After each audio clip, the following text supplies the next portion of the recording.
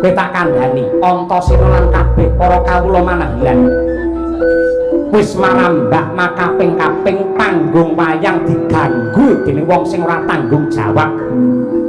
Ana sing nyiram kelir nganggo umben-umben, ana sing bandem kelir nganggo botok, ana sing ngancam dalang nganggo pedhang. Mongko wayang kuwi tontonan sing tentrem kebak ing reh tata krama. Mula gatekno rembuke iki sabda Kesawa. Sapa wani sing wani ganggu wayanganku, ganggu panggungku, musuhe sabda Kesawa. Piye kuwi piye ae male iya lho. Apa koyo? Wis nuwun sewu Ki Dalang. Nanging iki ana maling sing munggah panggung golek pengayoman. Maling mau kudu dicekel merga wis ngganggu para kawuling manahilan. Sapa wae sing ana dhuwur panggung wayang iki dadi tanggung jawabku. Aja ngganggu dalang sing lagi mayang. Mengko yen rampung wayangane perkara maling aku sing tanggung jawab ngrampungi. Yen ora mundur njal tak bandem cempala sirahmu wis.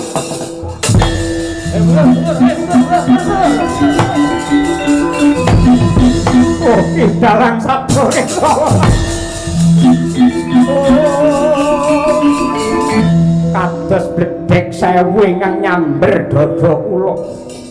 Kula cumantaka matur kula tingali sampun rampung anggen dika ngasta pedalangan ngrampungaken dhumateng lakon.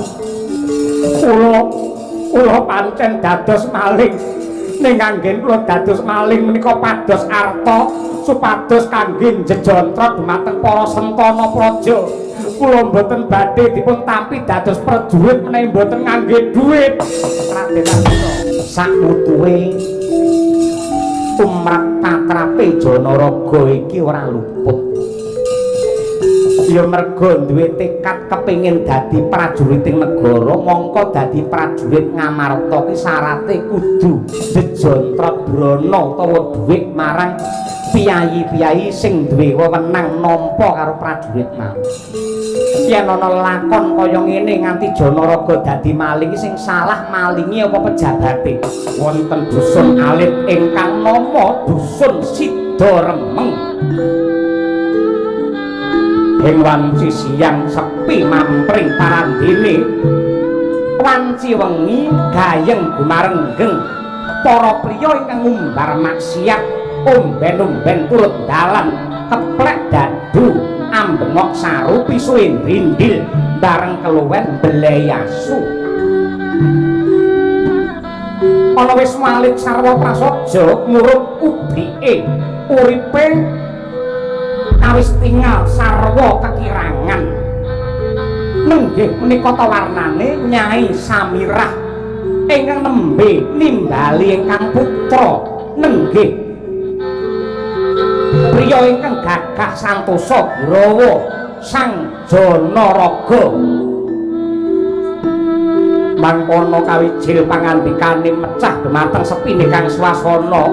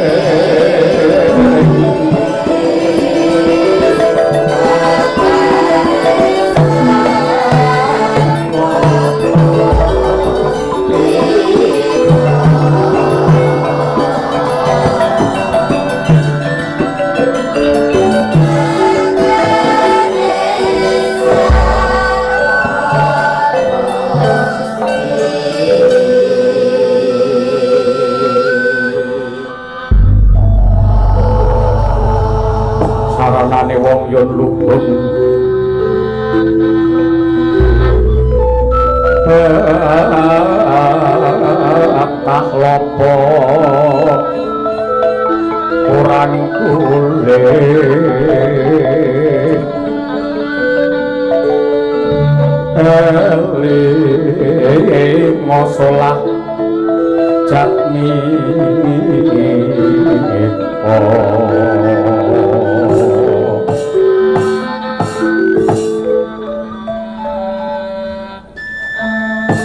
anakku ngger Janaraga ana dawuh apa Simba mumpung dina iki kowe bali dasare aku dadi ibumu duwe kewajiban nuturi lan ngelekake marang kowe supaya dadi wong becik pakartine lan apik tumindake kowe tak kandhani ya Janaraga pangeran kuwi nitahake menungsa ana alam padang wis ginaris anut kelawan adiling kodrat Gusti Kang Maha Urip kuwi maringi urip marang titah wis dicawisi penguripan lan jatah rejeki dewi-dewi dene supaya menungsa antuk rejeki kudu tinuku sarana budidaya sarta ndedonga dene carane budidaya menungsa kudu nyambut gawe anut kabisane asile mbok akeh utawa sithik sing bakul liwat dalan sing bener aja nganti nerak aturaning agama lan ngrugekake marang wong liya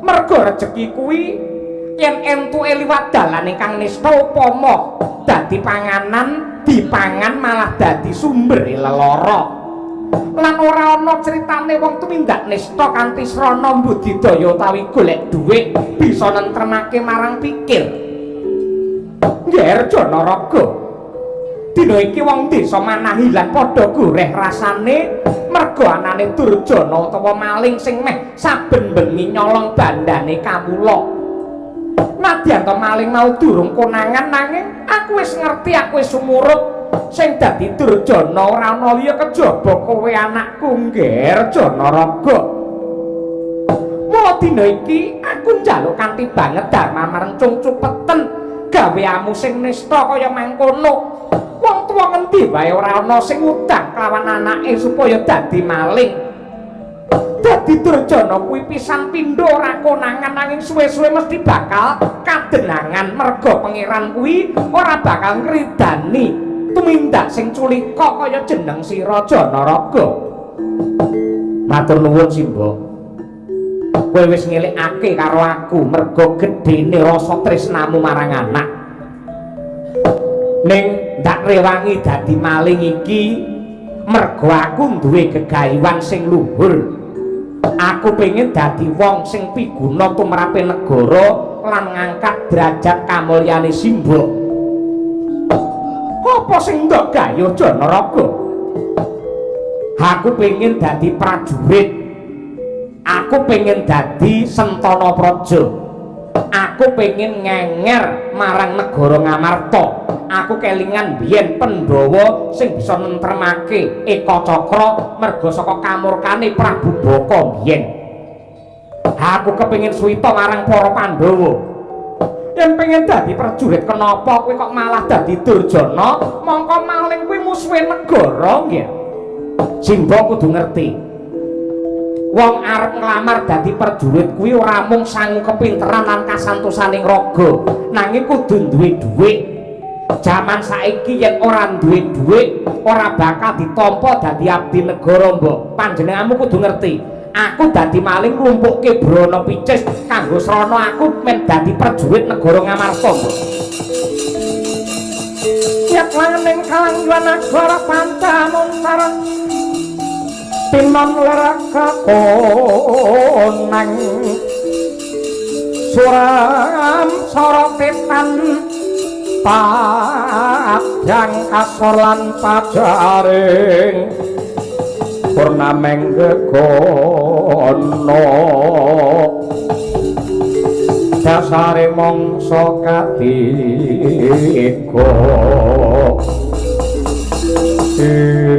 batu putu Pak anakku Ngger Janaraga pupusan gegayuhamu dadi abdi negara nadyan to niatmu ki apik nanging caramu sing ora becik mbokmu luwih marem lan tentrem yen kowe nggarung luku dadi wong tani nadyan to asile ora sepiro nanging bisa nentremake rasa Ngger Janaraga wis mbok kowe ora perlu ngelekake karo aku nanging dadi Durjana kuwi dosa sing gedhe lho nggih.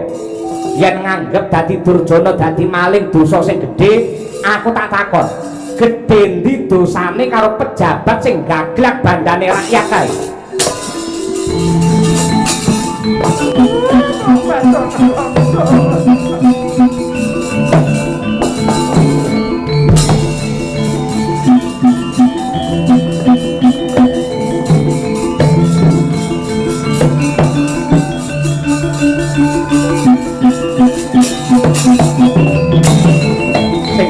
Pangapuramu simbol samira. Yen liyane bab iki aku ndok elekake aku arep manut bangun miturut ing reh dawuh. Yen perkara Janaraga dadi maling aja kok penggak. Aja kok simbol sing ngimutake dewa mudhun gawan bedhek aku ora bakal leren anggenku dadi maling sadurunge mlumpuk branaku. Kabar sing sumebar warta sing rata dina iki manah hilang arep ana wayangan. Aku iso nggambarake mesti wong manah hilang kabeh do metu saka omah kabeh do nonton wayang ing wanci bengi. Sajrone wis mane wong manah hilang potong tak grogotan tak colongi bandane.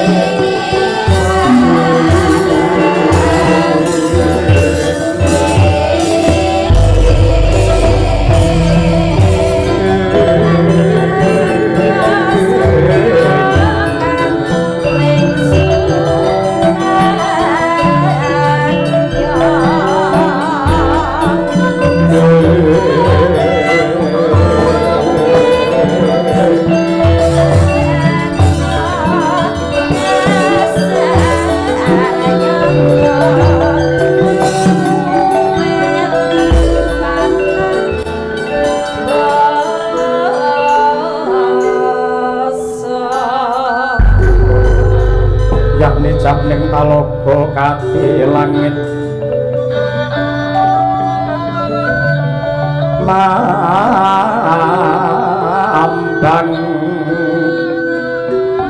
kang pasulan upamaneka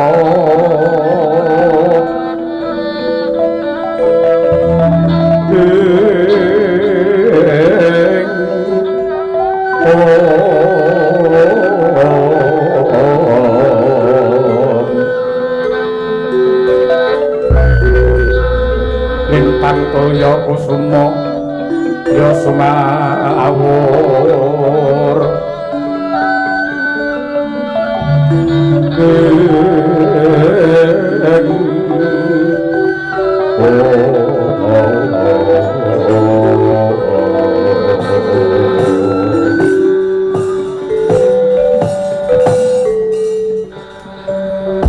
Ndara Arjuna kepiye Kyai Semar ingkang nembe rawuh wonten ing Manahilan menika sang dalang sabda Kesawa saking Giri Wulung. Nuwun pangapunten Ki Dalang Sarawudika, kula ngaturaken pambagi panakrami mawan tuan tuwa Gunju. Inggih, Raden Arjuna sanget angging kula nampi dening ngantos semanten sih kadarman ingkang ndika paringaken dumateng kula. Ngaturaken kawilujengan Ki Dalang wonten ing dusun kula Manahilan mriki. Kula ingkang dipun sepuhaken wonten ing mriki nami kula pun Demang Ijrapa. Inggih, wilujeng niskala Ki Demang boten wonten sambikala setunggal menapa. Menapa Ki Dalang semunipun cuwa ing penggalih nalika semanten kula matur bilih pagelaran dipun gelar mapan wonten ing kasatriyan Madukara sakmangke kedah kula boyong mapan wonten ing Manahilan. Aduh Kyai, babar pisan boten wonten ceceking raos gelo lan kuciwa. Jernyatanipun kula menika dados dalang namung milih lan nderek pikajengipun sinten kemawon ingkang nimbali dhumateng kula.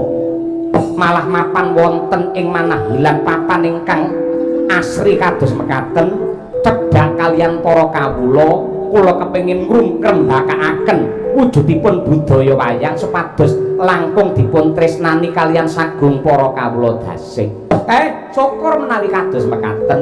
Lah ndika sak kanca sak rombongan badhe ngersakaken dahariyen napa pripun? Mboten, kula sak kanca menika mboten nate maem saderengipun rampung wayangan. Dados menawi dugi wonten ing papan ingkang tinuju dipun tawani menapa kemawon mesti sami gedhek. Yen dipun peksa malah mangke malah kuwur baliwur anggenipun badhe nabur gamelan. Merga pengrawit menika ugi sinebut wiyoga. Wiyoga niku tegesipun semedi tanpa benten kaliyan tiyang ingkang nyambung raos kaliyan ingkang maha kuwaos. Niki enten rokok grendel kersa nggih rombongan jenengan nika. Lah nika napa-napa purun patene kena disumet nika niku. Lah nggih. Klebu Ki Dalang mangke nyambut damel mayang sedalu natas nggih mboten kersa dahariyen. Mboten nggih, matur nuwun mboten. Matur nuwun sanget. Nggih. Gandeng menika ingkang kagungan hajat Ndara Margana kaliyan manten kekalih Ndara Antasena, Ndara Dewi Manowati sampun sibuk. Dasaripun menika sampun jam 09.00 menapa langkung prayogi wayangipun enggal dipun wiwiti. Sorote pandam sumuluk hamadangi jroning pasarean menani wadana ramu-remu kalingan angrangan sang hyang manahen kong sumungkem boleh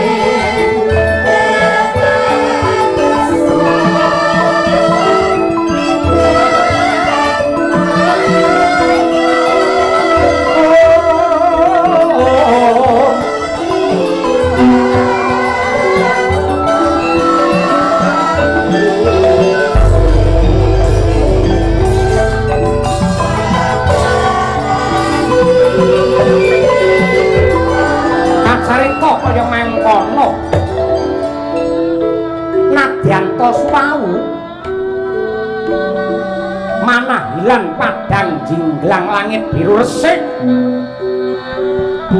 bareng sang Anoman Prapta sarwi anggotong nata Ndrawati nganedhen nandhang ruga sakala gaweng satemah jawah riwis-riwis jagat saisine kaya melu bela sungkawa mulat nata Ndrawati ingkang nandhang ruga langkung-langkung sang Arjuna kembeng-kembeng kang netra ngalumpruk datan darbe karekat hamung angrangkul dumateng angganira ingkang nembe nandhang gerah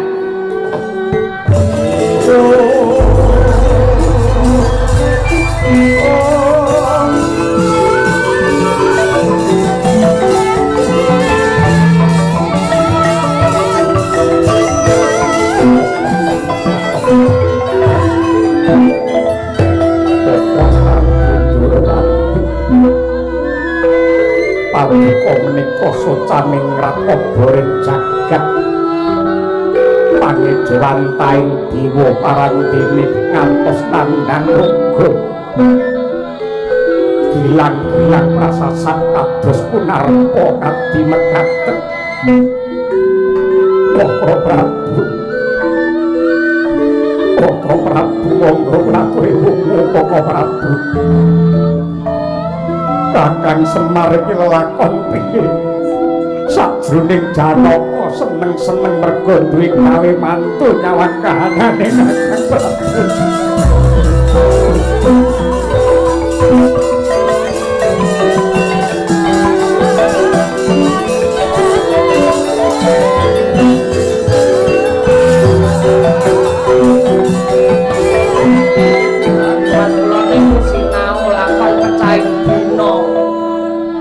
Awan malah campur sarian niku pripun? Ora apa-apa ngoyo tenise ngono kuwi. Aku karo kowe lak yo milih karepe si Ndara Arjuna. Ora apa-apa. Lah wis bati 500 Dik. Kula tak mucuki kewan. Ora iso.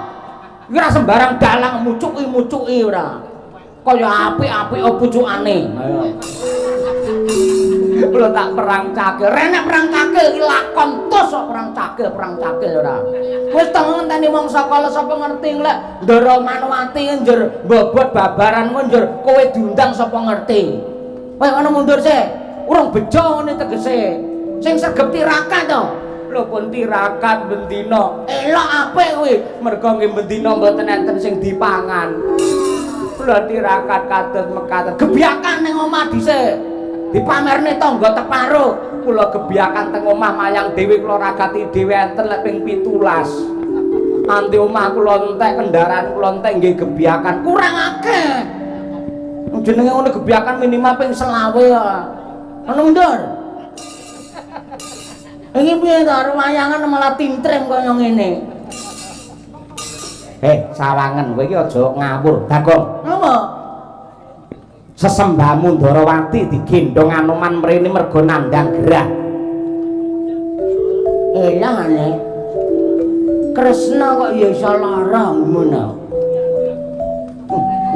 Ngono ya alah lek enom biyen wedokan ae. Yo bareng tuwek mirot cangkeme ya ampun. Kedep sisih. Ngene mundhuh wan pakarti karma ngono kuwi.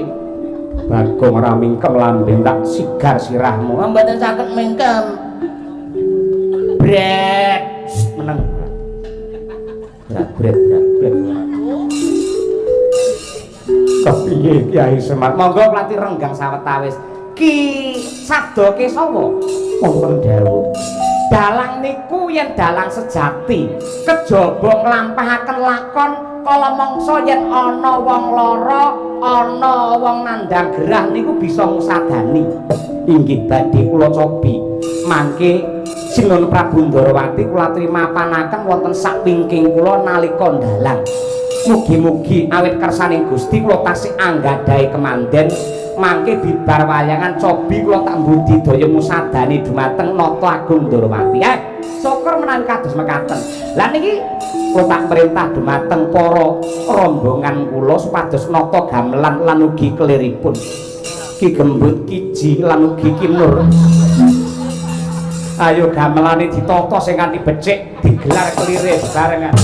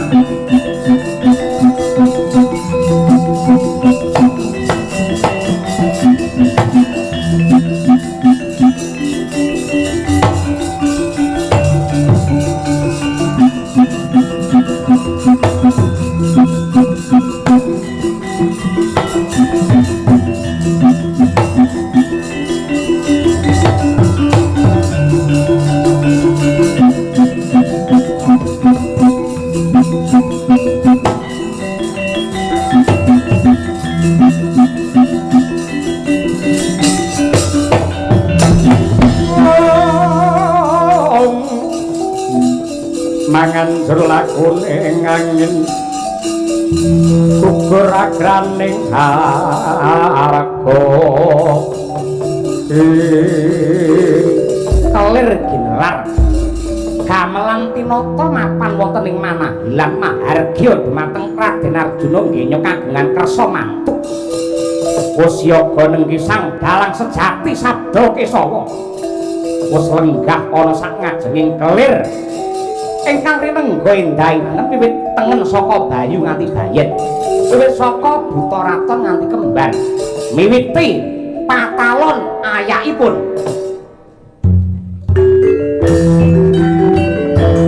panjane miwiti yo nonton-nonton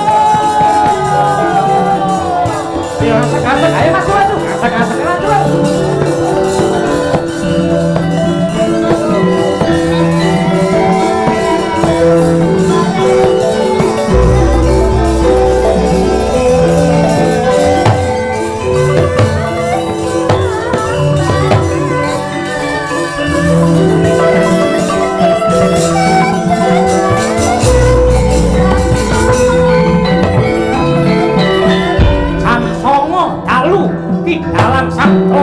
miwiti genya netepi dharma anglar kelir hambabar weriting lelampahan para kawula ing manah hilang nilaraken wis manira sami mirsani nganti suk-sukan sajroning wisma kotong lompong suwung mangkono cancut menggih sang maling Janaraga andodosi wismanipun para kawula sarwi amendheti brana picis prayitna Kyai Semar Badrana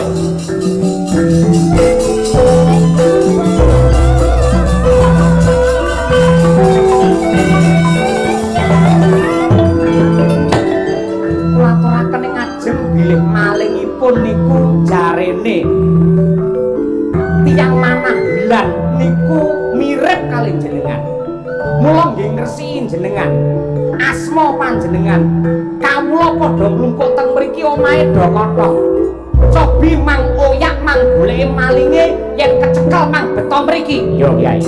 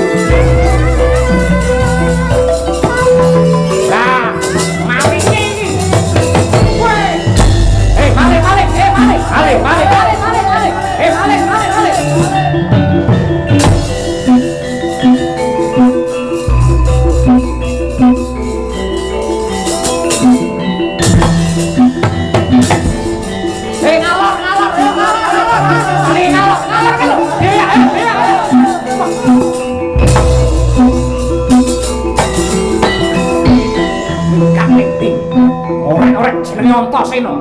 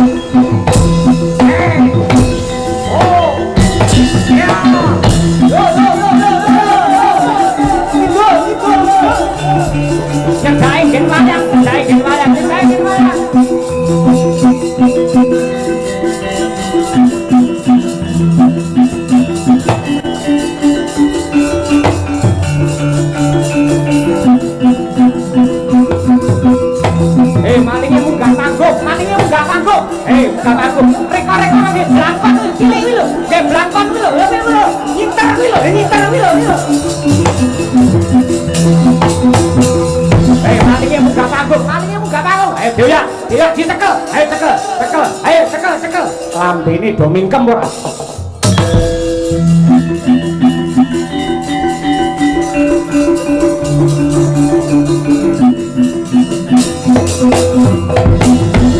Dalang enten maling munggah panggung. Nika reka-reka ngangge beskak abang nika. Ngangge blangkon nika. Mangku siter nika lho. Nika maling kula cekele dene samangke. Mara gage gatekno rembuke dalang sabda Kisawa.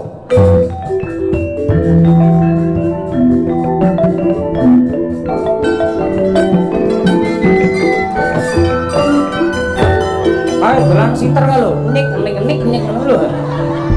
Lambene mingkem dhisik. Cak-cakane manten nek malah kaya ngono.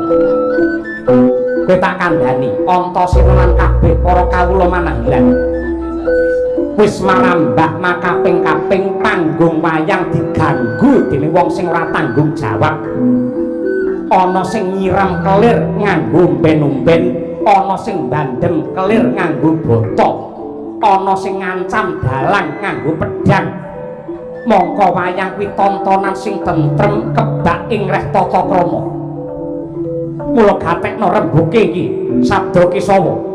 Sapa wani sing wani ganggu wayanganku, ganggu panggungku, musuhe sabda Kisawa.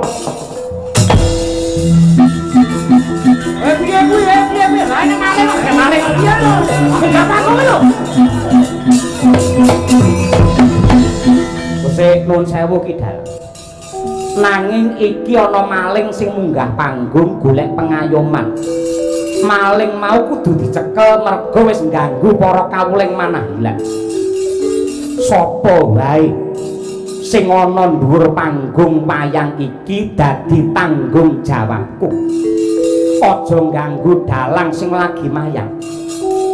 Mengko yen rampung wayangane perkara maling aku sing tanggung jawab ngrampungi. Yen ora mundur njawab batem cempala sirahmu kuwi.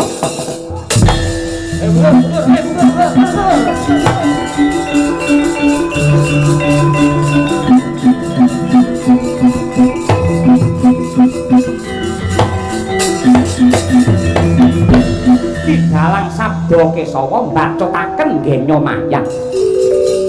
Hanyepeng wujudipun wayang kekalih nenggih Bathara Kala miwah Sang Hyang Bathara Guru. Ingkang den critakaken nggih Sang Bathara Kala tansah nyolong bayi tanpa dosa, ben gaglak ben pangan wani. Mangkono kaya nggugah rasane maling jana lho.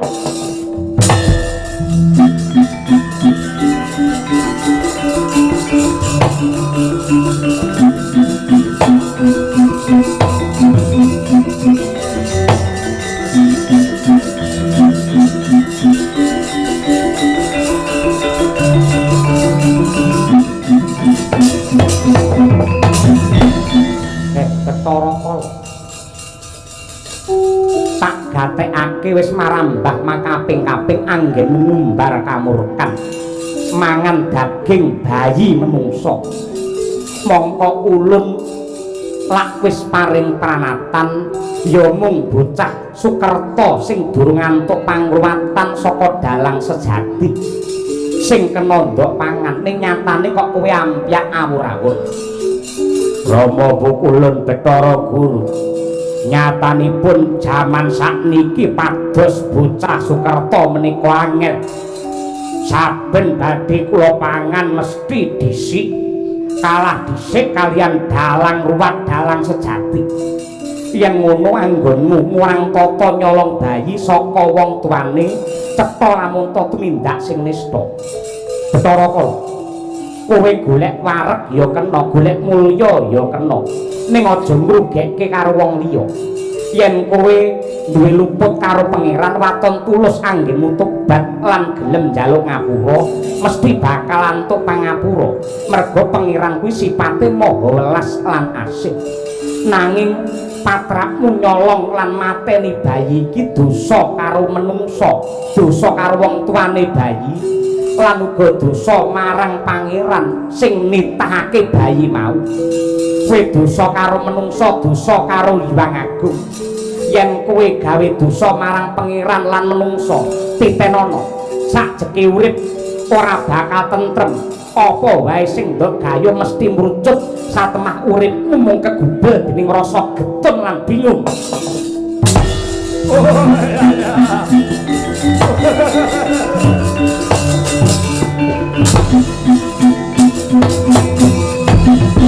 oh ki dalang sapore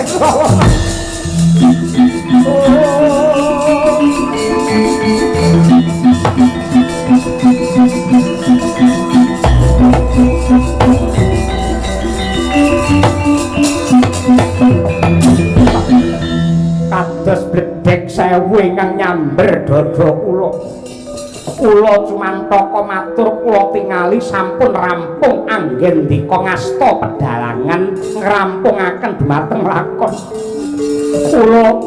kula pancen dados maling ning anggen kula dados maling menika pados arta supados kangge njejontrot dhumateng para sentana praja kula mboten badhe dipun tampi dados prajurit menawi mboten ngangge dhuwit Raden Arjuna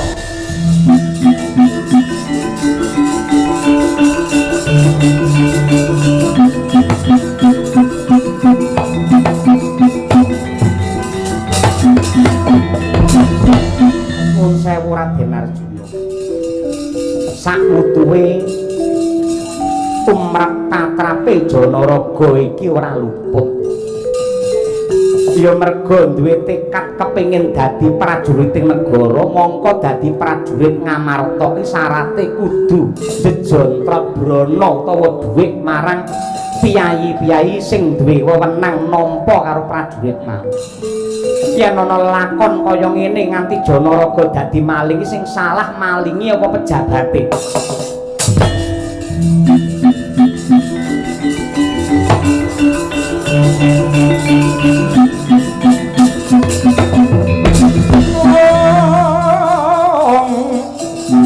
caritane satriya linuwe kang mardi mring kautaman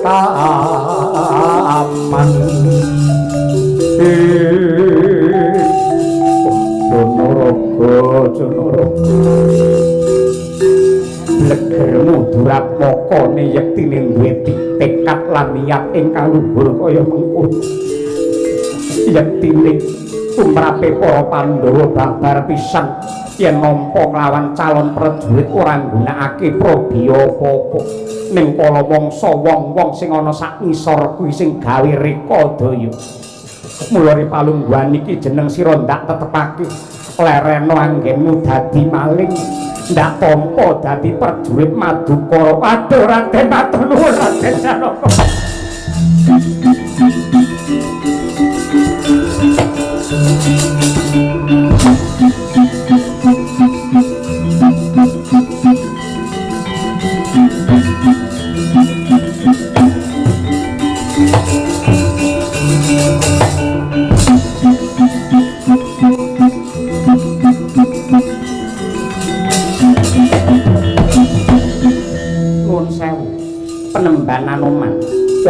dawuh Ki Dalang.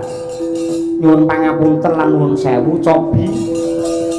Natlagung Ndarawati menika radi majeng mriki. Kula tak nderek budidaya mugi-mugi Sri Bathara Kresna saged eling dumateng Purwa Duksina.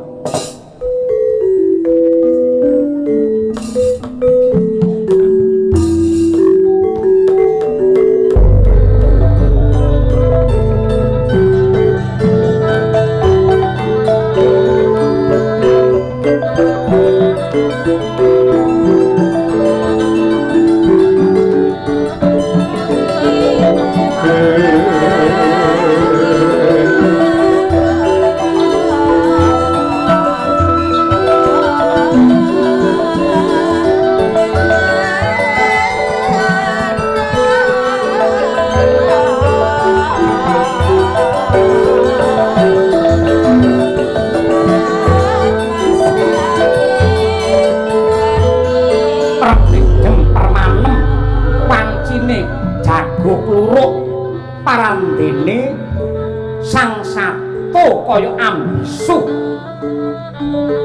melu nekseni dumateng Ki Dalang sabda Kisawa ingkang nyambung rasa kelawan Gusti ingkang Maha Kuwasa. Awis tingkem netra kekalih kaya mati jroning urip sajroning pati liyep layape ngaluyut pindha pecating supena sumusuping rasa jati. Mangkono kaelokan sumunar mawa teja gedhe pangaribawane Ki Dalang sabda Kisawa dumilang saka pandulu wantah wenteh nenggih Jawata ing untara segara Sanggrang Bathara Wisnu jumlorot candrane nganti kaya lintang alian manjing pring anggane nata Ndarawati dadi srana waloyane.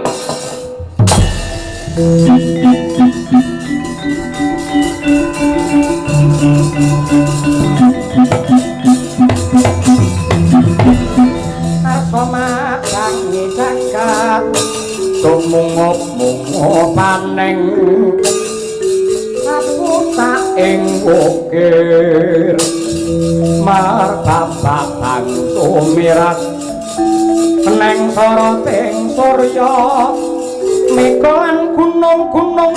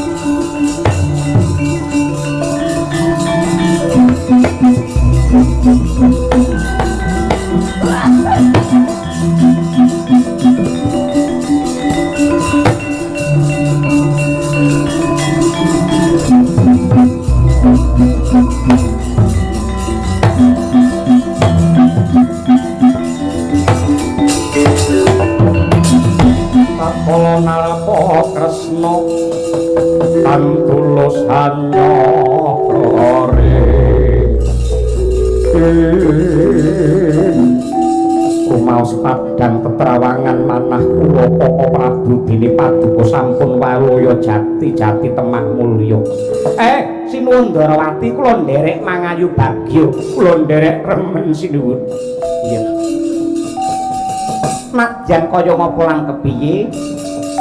Yektine Ratu Ndarawati ingkang diagung-agungake kelawan wong pirang-pirang kuwi nalika aku isih muda tumaruna Kiai Semar lak yo presa aku dadi branda aku dadi begal molimo madat madon minum main kabeh ndak tindakake mula bareng aku nandang roga nandang sakit ndak tampa kanthi ikhlasing rasa muga-muga kanthi aku lara bisa nglunturake dosaku sing sak gedene lak gunung.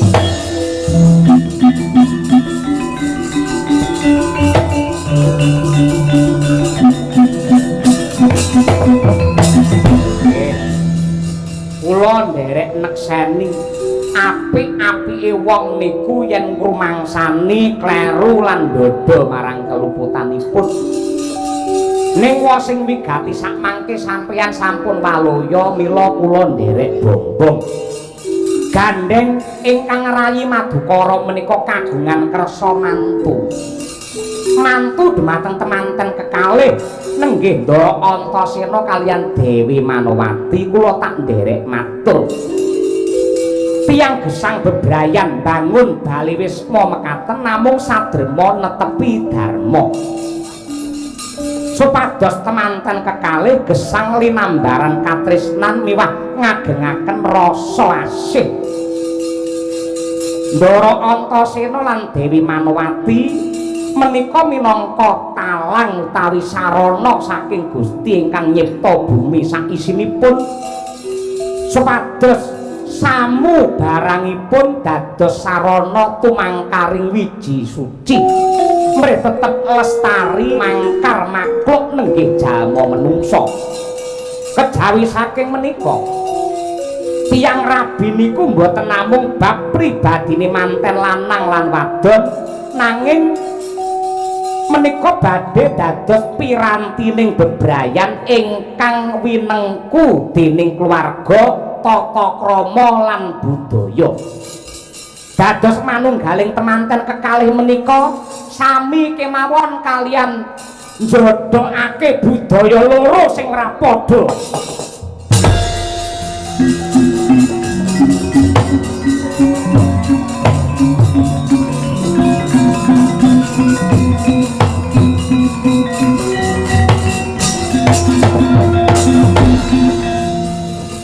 Bab menika mugian ngrambahi dhumateng keluarga ageng Bapa Margana sekalian Ibu ingkang ripalungguhan samangke ugi mahargya putra Dewada Siwi Mbak Siti Mardian Isroah SPD kalian Mas Elias.